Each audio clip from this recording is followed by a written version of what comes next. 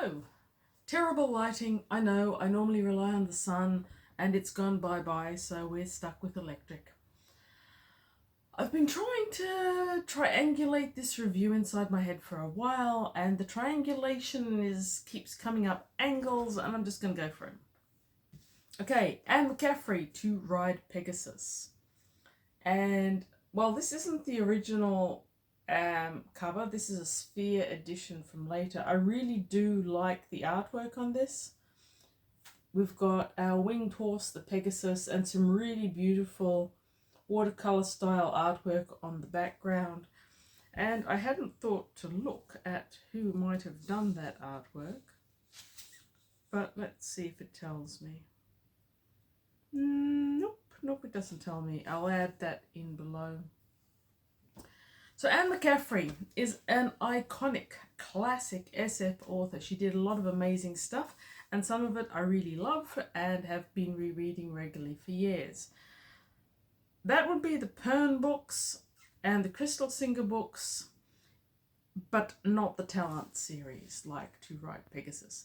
So while I've got this book that I really quite enjoy, I originally at some point had one of the first editions, I think they were, which have got a cover with a sort of strange triangle and three people floating in a pink haze, and I always thought it looked rather hokey, and I unsensibly got rid of that a long time ago. I have read most of the Talent series, of which this is arguably the first. I didn't love them. I'm not sure I've read all of them. I've read some of them at least. I never loved them. They were never ones that went on my rota for rereading ad infinitum. So to begin with, To Ride Pegasus is a fix-up novel, and if you go on the internet and try to figure out exactly how it was fixed up and from what, you're going to end up with a lot of different and sometimes conflicting information. Within here, we've got essentially 4 stories. The first is called To Ride Pegasus. It isn't given a known source, and I believe it was written specially for this collection or this compendium, whatever you would call it. Then with the story number 2 is A Womanly Talent, and that was first published in 1969 in Analog. Please remember 1969. The very title is a bit cringe. I've got to say the story is a bit too. 1969, people, 1969. Story number 3 is Apple, and that was first published, as I understand it, in some long thing. I can't decide if it was as a book or if there was actually a magazine called Crime Prevention in the 30th Century, and if so, how Anne McCaffrey got a story into it, I don't know, but that's what it's sourced to. Again, that's a 1969 one. And the final story, number 4, is A Bridal for Pegasus. That was published in Analog in 73 when this first came out as a volume, and that was probably when To Ride Pegasus was written. So the Pegasus notion is in story 1 and 4, and the 2 center ones sort of fill it out.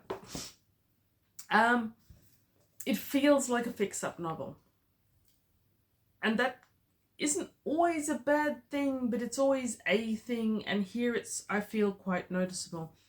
It doesn't feel like a short story collection because there is a theme running throughout, and there is a main character that runs in stories 2 through to 4, but it doesn't flow in the way that a novel would. It feels like a series of short stories that have been artificially linked.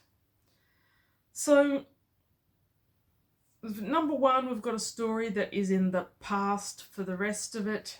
And in that first one, we've got an explanation for how the talents or the psionics were first discovered and quantified and became a science thing. So we've got a precog, Harry Darrow, who is a what is he called? He's a surprisingly accurate astrologer, as some people call it. He casts fortunes, essentially. And on one particular day, he casts his fortune, but then gets delayed and is in the wrong time at the wrong place, and he has a car accident. The car accident ends up with him being in hospital, where he's taken care of by Molly Mahoney, a nurse who's put on the difficult cases because hers always somehow miraculously pulled through. Now, while Anne McCaffrey often reads more like fantasy than science fiction, she always has scientific notions in there. And one of the scientific notions that runs all the way through this and is the cause and effect in story number 1 is the goose egg. Apparently the goose egg appears egg-like. And it's a way of recording the electromagnetic pulses in your brain. So ECC style. Electrocephalograph is what it gets called. And when Henry wakes up in hospital and he's being watched, the goose egg recordings make it clear that he is actually showing a measurable talent. Molly Mahoney backs this up by later going away and recording her own brain patterns when she is doing some of the extra healing that she and indeed her grandmother, I believe, were known for. So this story is actually pretty good. I enjoyed it. As a story, it fits well within itself.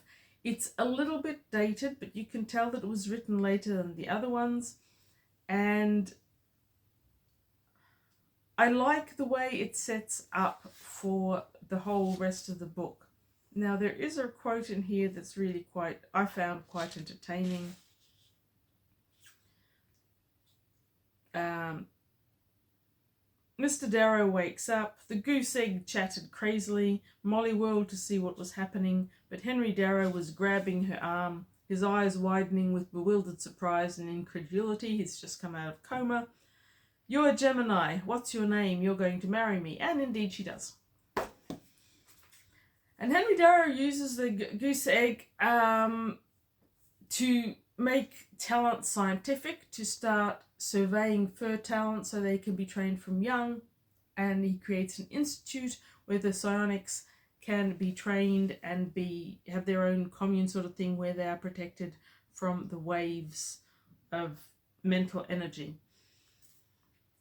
McCaffrey classifies the psionics. She's got the telepathy, she's got the empathy, she's got a telempath, which she has this talent notion where the telepathy and the empathy are combined. I don't know that too many other people who work with psionics in classic SFF actually combine the empathy and the telepathy, so that was interesting. And there's a few others. Precogs are a big part of the subsequent stories. Okay. In the second story, which is A Womanly Talent Wins.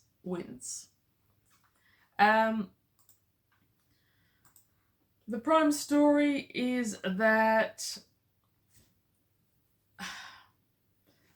we've advanced in the future. The community, the institute is being run by a character called David Ap Owen, who appeared only at the end of the first story. They've got bills underway to protect psionics and allow them to work, etc., etc. There's a fair bit of politics and addressing sociology effects and how to get through bills to protect psionics in here, and that was actually pretty well done. There's a lot of it. I'm not going to call it dull, but it's not as interesting as some, and it often breaks up the rhythm of the stories in a way that could be better thought out. So, A Womanly Talent will not appeal to everyone, and indeed does not appeal to everyone, because we've got this young couple, and Lagos, I'm sure I've got it written down here somewhere, Lagos, is a precog, and he's got a special affinity for precognitive predictions of fires where lots of people die, which is a bit horrible, but he's very reliable. And he works for an insurance company, but on the side for the institute, whenever he gets a dream, he gives them the information. They try to prevent the disasters from happening with some success, though they're rolling uphill at this point because a lot of the organizations they're trying to save don't like them. So Leigh just wakes up and he's all miserable and sad, and Ruth's being a lovely womanly wife and she's massaging his shoulders, and we find out the one thing she wants to be is a real woman and have his baby. Preferably a talented baby, but she just won't be a woman until she has her baby. I know a lot of women feel like that even today. I know that in the 60s, that was a common... It wasn't even a stereotype, it was a common perception of women. It's a bit on the nose, to be honest, in 2025. Incidentally, their future, I believe, is meant to be in the 90s, 1997 or something like that. The far, far future when you're writing in the 60s and 70s. So she does eventually have a kid and is talented, and that part of the story is pretty good. Short story number 3 is Apple, which was in crime prevention in the 30th century. I don't even know. I think that must be a collection and edited. Anyway, so this is, again, in the Institute. It's all about this bill that they're trying to press through that will provide comprehensive legal protection for talents. And it's very tense and it's very political, blah, blah, blah, blah, blah, blah, blah, blah. And then a theft occurs, and the person who's in charge of the city gets really uptight because it's clearly a theft that's been done by a talent. It ends up being a random talent, not someone from the Institute, and they track it down. And it actually gets a little bit exciting in places. McCaffrey does have a true talent for, in the middle of a chase, managing to make a chase unexciting. Don't know how she does it, because really the chase scene in Apple, the rogue sigh, all of that should have been really enthralling reading, but yet it somehow wasn't. And then on to A Bridal for Pegasus, the last story. I actually really liked that one. I thought it was the best written of the lot. It has got a few sciencey elements throughout the book, but I feel that they're strongest in A Bridal for Pegasus. For example, we've got decibel alarms, which are apparently fitted in places where there's going to be gathering humans. So if the decibel rises above a certain limit, it's thought to be progressing toward a riot, and certain measures can be taken.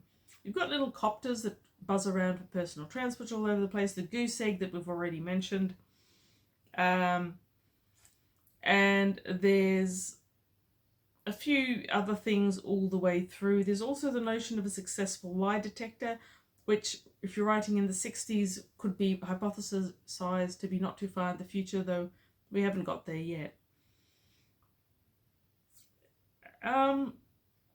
So in A Bridal for Pegasus, we've got ethnic tension is high in the area. McCaffrey has combined to make it feel futuristic by calling it Jerhattan, which I believe is a combination of Manhattan and possibly Jersey. I'm unclear on the geography of this, but that's part of the way she makes this feel futuristic, as well as the small bits of technology. So that final story, again, is about a wild talent. This is a woman who has high empathy rates, and she's a performer. And when she performs, she can share that empathy with a large crowd.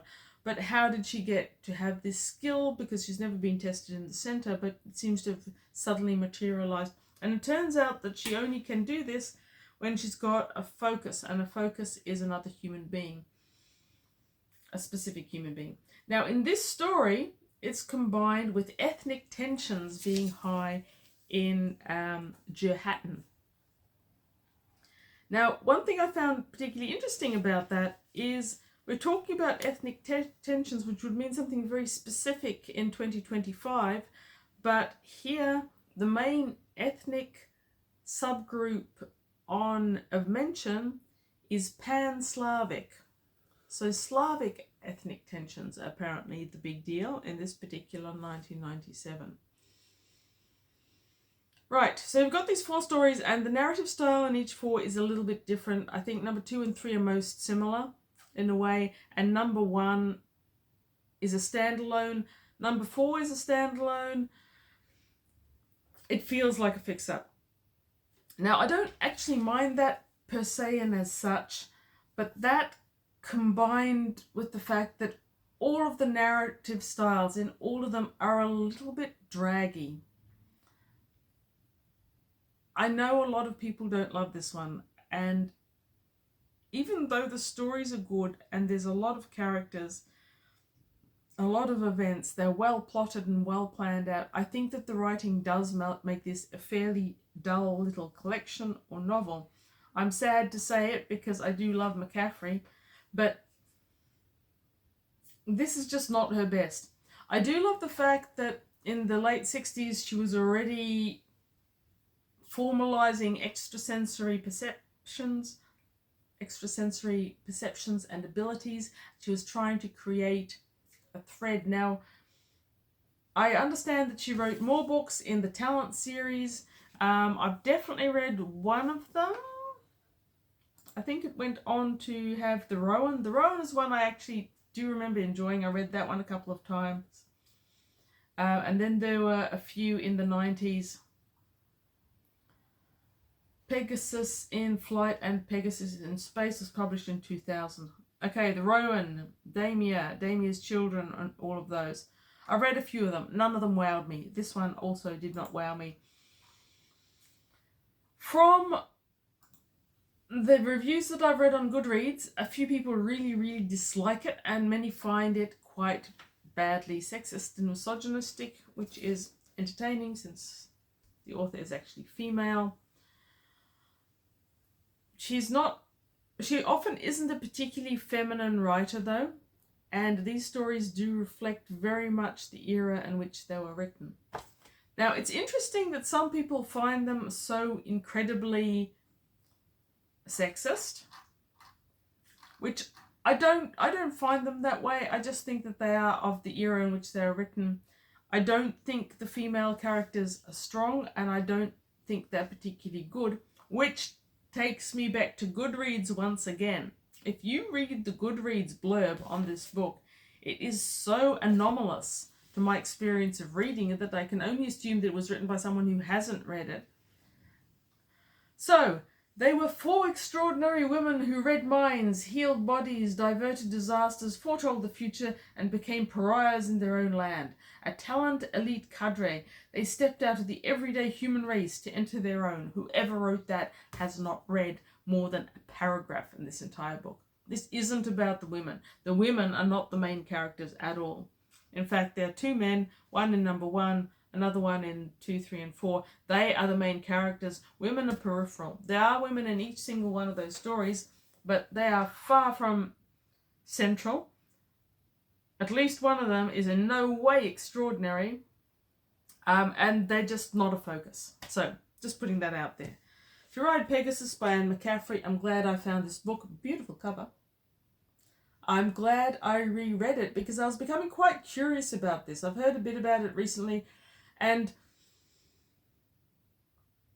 I wanted to like it so badly because I love the Pern Dragon series and the Crystal Singer series, and I'm practically word perfect on them, and I can't keep on reading them. I was keen for more McCaffrey, but this isn't it.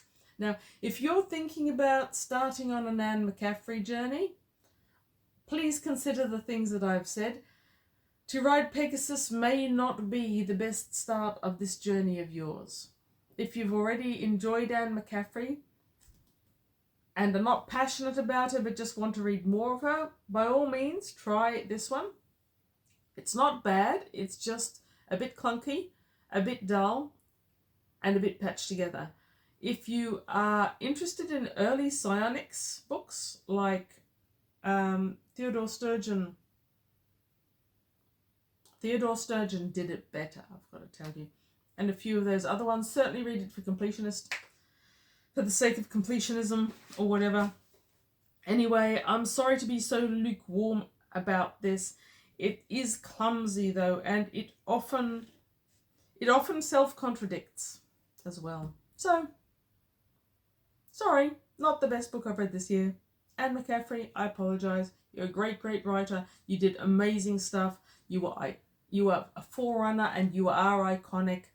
Just maybe not this one your best. So thank you for watching this possibly dull review of a more than slightly dull book. Go away, read good books, but not necessarily this one. Maybe this one, but not necessarily.